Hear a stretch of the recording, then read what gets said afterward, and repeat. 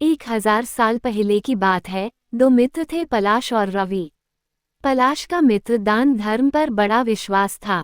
एक बार दोनों मित्रों समुद्री जहाज से देश घूमने का फैसला निश्चय करते हैं।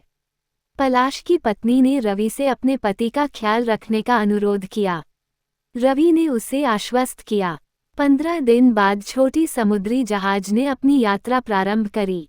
कुछ दिन समुद्र के बीच तूफान आया और जहाज गोल गोल घूम के उसमें फंसकर डूब जाता है और जहाज के कई टुकड़े हो जाते हैं। उसमें से एक लकड़ी के पटे के सहारे किसी प्रकार तैरते हुए दोनों पलाश और रवि मित्र एक द्वीप पर पहुंच जाते हैं। वहां खाने के लिए कुछ भी नहीं था। भूख से बेहाल पलाश मित्र ने कुछ मछली पकड़ी और मारकर खाने लगता है और रवि को भी खाने के लिए दिया, पर वो धार्मिक होने के कारण मछली खाने को नहीं बोलता है। उसने मना करते हुए कहा, मैं इसको नहीं खा सकता हूँ। अपने मन में फिर उसने सोचा, इस द्वीप पर पवित्र मंत्र पर ध्यान लगाने का कोशिश करता हूँ और उसके अतिरिक्त और कुछ भी करने के लिए नहीं है। ऐसा सोचकर उसने ध्यान लगाकर मंत्र पढ़ना प्रारंभ कर दिया। उसके ध्यान लगाते ही उस द्वीप पर रहने वाले एक देवता ने प्रसन्न होकर एक समुद्री जहाज में बना दिया। देवता ने जहाज की छत से पुकारा, मैं तुम्हारे तपस्या से बहुत प्रसन्न हुआ, इसलिए मैं तुम्हारे घर तक छोड़ाऊंगा। रवि ने कहा कि हम लोग हैं। कहा, फिर जहाज पर आ जाओ।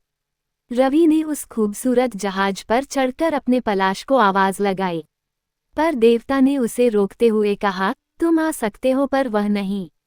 आश्चर्यचकित रवि ने पूछा, पर क्यों नहीं? देवता ने कहा, उसने अपने जीवन में बहुत अधर्म किए हैं। मैं ये जहाज मात्र तुम्हारे लिए लाया हूँ, उसके लिए नहीं।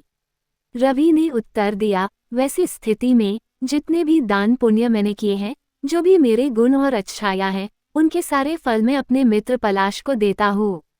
देवता ने कहा, ठीक है, मैं अब तुम दोनों को जहाज पर ले चल सकता हूँ। देवता ने दोनों व्यक्तियों को लेकर चला। समुद्र ऊपर से होते हुए उन्हें सुरक्षित उनके घर पहुंचा दिया।